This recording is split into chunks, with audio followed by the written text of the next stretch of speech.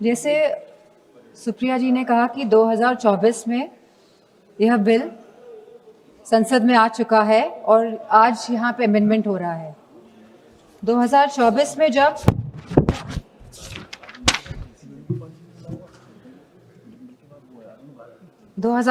में जब एनटीए द्वारा परीक्षाएं कराई गई तो ये देखा गया कि यूजीसी नीट कैंसिल हुआ। एक दिन बाद जब उस परीक्षा करी गई, CSIR NEET, NEET PG, CUET ये सब डिले हुए और कैंसिल हुए। इसके बाद सीबीआई इन्वेस्टिगेशन बैठी और आज तक उस इन्वेस्टिगेशन का क्या परिणाम निकला है ये नहीं पता है। तो हम चाहेंगे मंत्री से कि ये बताएं कि इसका क्या परिणाम निकला और कौन कौन लोग इसमें कन्विक्ट हुए। Government appointed an expert panel, made 101 recommendation, and the center assured the court on 2nd January 2025 it would implement all of them. इसके बावजूद भी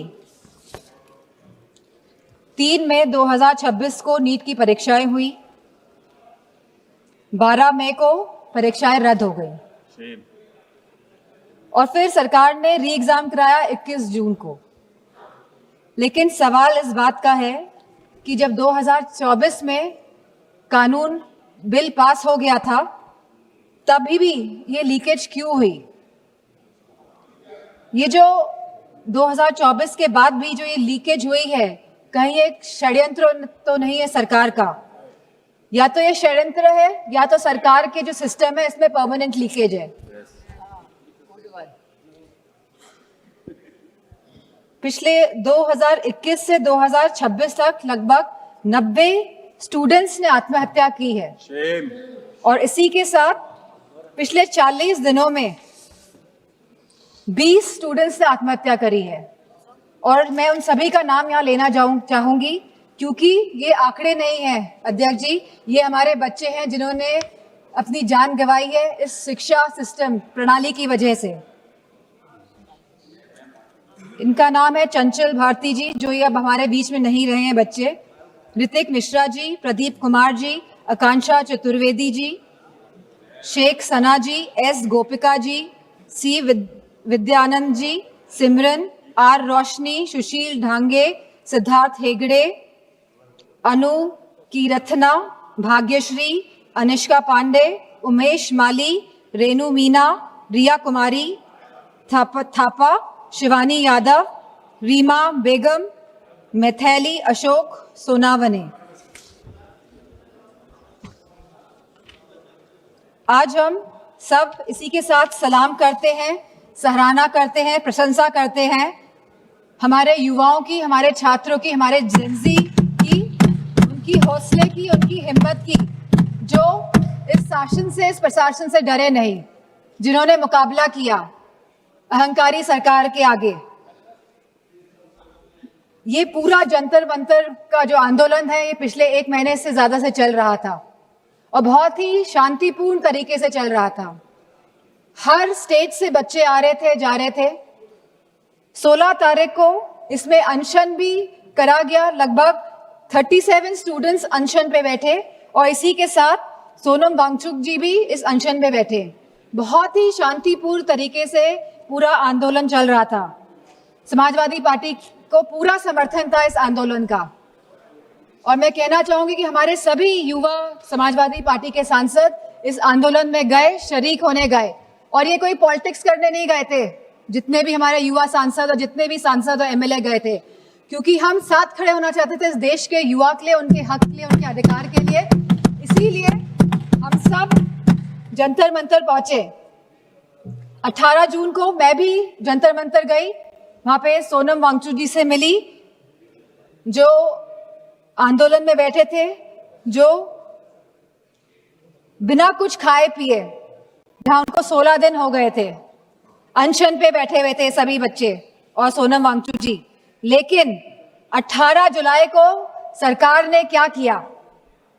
सवाल इस बात का है, जो लोग अहिंसा के साथ बैठे हुए थे, जो लोग गांधी जी के विचारों के साथ सत्य और अहिंसा की लड़ाई लड़ रहे थे, उनको आप लोगों ने सफेद कफन पहनाने का काम किया। 18 तारीख को आप लोगों ने उनको कफन पहनाने का काम किया और गांधी जी के विचारों को आप लोगों ने कहीं ना कहीं कफन पहनाने का काम किया। इस देश में लोकतंत्र तो है, लेकिन वाकई में क्या स्वतंत्रता है? सवाल इस बात का है आज। जिस तरह बच्चे आए 20 जुलाई को, और कहां से नहीं आए, हर प्रदेश से बच्चे आए, यूपी हो, बिहार हो, तमिलनाडु हो, आसपास के मध्य प्रदेश हो, सभी स्टेट से, बॉम्बे हो, सभी स्टेट से, सभी प्रदेशों से बच्चे आए, क्योंकि वो सब अपनी एकता दिखाना चाहते थे। क्योंकि ये लगातार पेपर जो लीक हो रहे हैं, लगातार जिस तरह का दौर चल रहा है आज, और लगातार जिस तरह सरकार आंखें मूंद के बैठी हुई है और जो सुन नहीं रही है, वो अपनी बात रखने आए थे सरकार से, वो अपनी भावनाओं को सरकार के सामने रखने आए थे। वो चाहते थे कि जो एजुकेशन मिनिस्टर है उनका रेजिग्नेशन हो, और तो कोई बात नहीं थी। सब अपनी एकता और अखंडता दिखाने आए थे। For a purpose they had come to Jantar Mantar. लेकिन सरकार ने उनके साथ क्या बर्ताव किया, सवाल इस बात का है।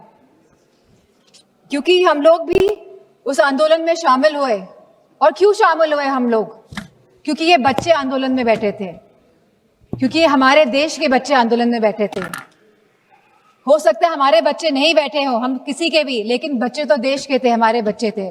इसी भावना के साथ हम इस आंदोलन में गए कि हमको साथ देना है, नहीं तो हम अपना मुंह कैसे दिखाएंगे? हमारी अंतरात्मा क्या जवाब देगी? और ये आत्मा की जवाब जो हम दूसरों को नहीं देना चाहते थे, हम खुद को हमको जवाब देना था। इसीलिए हम सब गए। लेकिन जो बर्बरता देखी गई सड़कों पे, उसका बयान नहीं किया जा सकता है। आपने बैरिकेडिंग लगा दी 100-100 मीटर पर, और बच्चों को आपने वहां पे ट्रैप कर दिया, और फिर वहां पे आपने लाठियां बजाई बच्चों पे, उनके सर फोड़े गए, बेटियों के कपड़े जानबूझ के फाड़े गए। ये सरकार जो बेटियों की बात करती है, आपने बेटियों के कपड़े फाड़े, आपने कील लगी वाले डंडों से बच्चों के सर फोड़े, वहां पे आपने पैलेट गन चलाई, आपने बिहार में AK-47 का प्रयोग किया। हम थे वहां पे, हमें पता है क्या स्थिति थी। किस फेयरलेसनेस के साथ, बिना डरे बच्चों ने सामना किया इस प्रशासन का, शासन का और सरकार का। बहुत बच्चे बेहोश हो गए, बहुत बच्चों के सर से खून निकल रहा था। They were feeling humiliated. I could feel their pain because I was there. और मैं समझती हूँ जितने भी लोगों ने, जितनी भी माताओं ने, और मैं समझती हूँ पुरुषों ने भी ये रील्स देखी है इंस्टाग्राम में, सोशल मीडिया के माध्यम से, जो भारतीय जनता पार्टी के लोग छुपा नहीं पाए अपनी गोदी मीडिया द्वारा। तो सबका दिल कहीं ना कहीं आहत हुआ। सबको चोट पहुंचाने का काम भारतीय जनता पार्टी की सरकार ने किया है इस आंदोलन को लेके।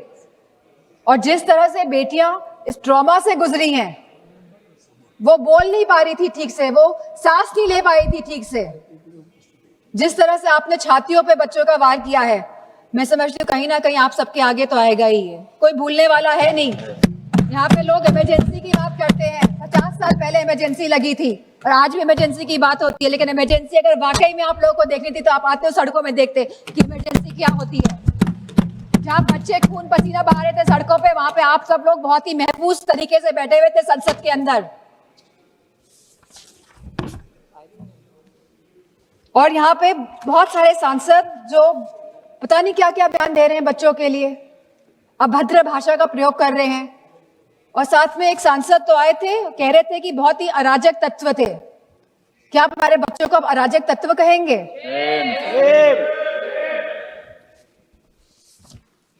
यहाँ पे जो सांसद है वो तो डर के मारे इधर से उधर हो रहे हैं। सरकार को डिलिमिटेशन बिल पास कराना है तो दबाव बनाया जा रहा है सब पे कि आप इधर हो जाइए, आप उधर हो जाइए, लेकिन आप लोग बच्चों पे कोई दबाव नहीं बना पाए। और हमें बहुत फक्र है इस बात का कि हमारे बच्चे झुके नहीं आपके आगे, इस सरकार के आगे नतमस्तक नहीं हुए। आप लोग तो अमेरिका वालों के सामने नतमस्तक होके आ गए।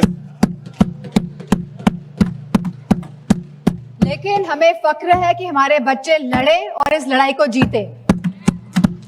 और मुझे खुशी इस बात की है कि समाजवादी पार्टी पूरी तरह से यूथ के साथ, छात्रों के साथ खड़ी रही और आगे भी हमेशा खड़ी दिखाई देगी।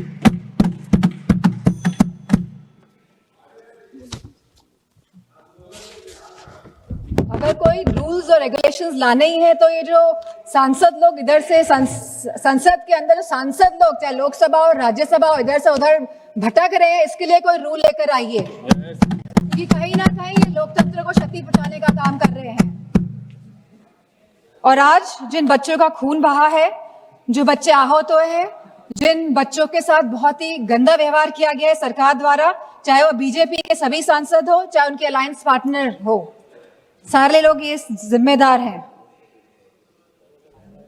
अध्यक्ष जी, आप सभी को मैं कहना चाहूंगी, अपनी बात को खत्म करना चाहूंगी कि you have ripped the youth of the country of his dignity, respects and rights, but I also salute the youth of the country for they didn't let go of anything. They stayed, they stood, they fought all together. And I have huge love and respect for the children of my country. And इन्हीं शब्दों के साथ मैं सरकार से कहना चाहूंगी, with sincerity and with resolve, transformation is imminent. आप रोक नहीं सकते हैं ट्रांसफॉर्मेशन को, अगर आपके अंदर सिंसियरिटी है और अगर आपके अंदर एक रेजोल्यूशन है। लेकिन आपके अंदर क्या है ये तो आप ही जानते हैं। मैं चाहूंगी कि होम मिनिस्टर आके जवाब दे, जो हमारे बच्चों के साथ बर्बरता की गई। आज आप भारत को डेमोक्रेटिक कंट्री कहते हैं, लेकिन जिस तरह आपने मारा, पीटा और आज भी आप चिन्हित करने का काम कर रहे हैं, तो मैं चाहूंगी कि होम मिनिस्टर आए और इस बात का जवाब दे कि आखिरकार दिल्ली की सड़कों में इतने बड़े आंदोलन में जहां सभी बच्चे थे, निहत्थे थे, अहिंसा के भाव के साथ आए थे, बिना किसी अस्त्र और शस्त्र के, आप लोगों ने इतना हिंसा का प्रयोग क्यों किया?